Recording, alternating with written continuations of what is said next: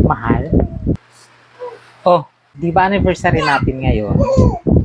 Pwede bang ikaw nang maglaba? Bakit ako? Sige na, anniversary naman natin ngayon eh. Sige na nga, dapat araw ng pahinga ko ngayon. Mahirap pala pag may special na araw. Ginawa tayong utusan ni Mrs. Talagang si Tess.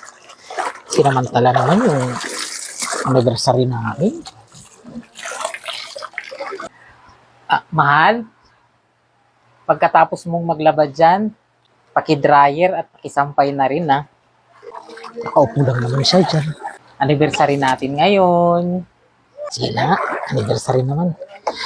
Dryer na natin to para mabilis matuyo. Mukhang maisan tayo ni Mrs.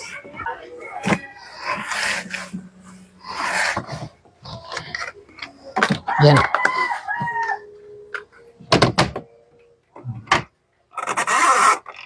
Yan, tapos na ang ulang salang. Tanggalin na natin.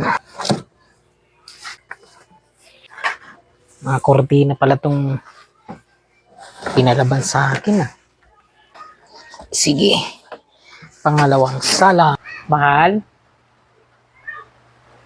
pagkatapos mong magsampay, pakisaing na rin Ano? Mahal naman. Hindi pa nga ako tapos dito mag-dryer Ay, utos na naman kaagad. Sige na, mahal, magsasampay pa ako Anniversary naman natin. Sige na. Maya, pagkatapos ko magsampay, kasaing na. Saan tayo dun Sampay na natin to sa labas.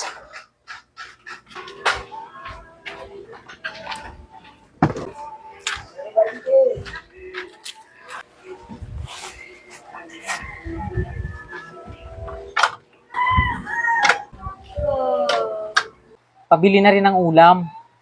Ako na bumili ng ulam. Magsasaing pa nga ako pagkatapos nito Sige na, di pa ako tapos dito maglinis ng kuko ko Sige na nga. Mamaya, katapos kong magsalang ng sinaing.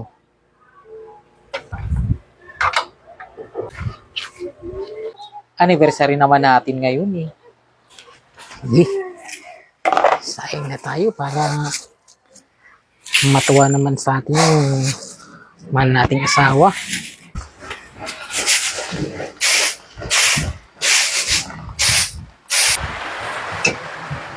Umulan na sa labas. Yan. Habang kasalang, pwede na siguro tayong bumili ng ulam. Inabot pa tayo ng ulan sa labas. Taas pa rin ang ulan. Buti na lang, naabutan ko pa ito. Hindi pa naman pala kulo. Mahal, mamaya pagkatapos natin kumain, ikaw rin makuhugas ng mga pinagkainan natin. Mahal, parang abuso na yan Sige na, anniversary naman natin Sige na, okay na, sige. Ako na mamaya. Ganun talaga. Pag mahal mo, gagawin mo ang lahat. Maging masaya lang.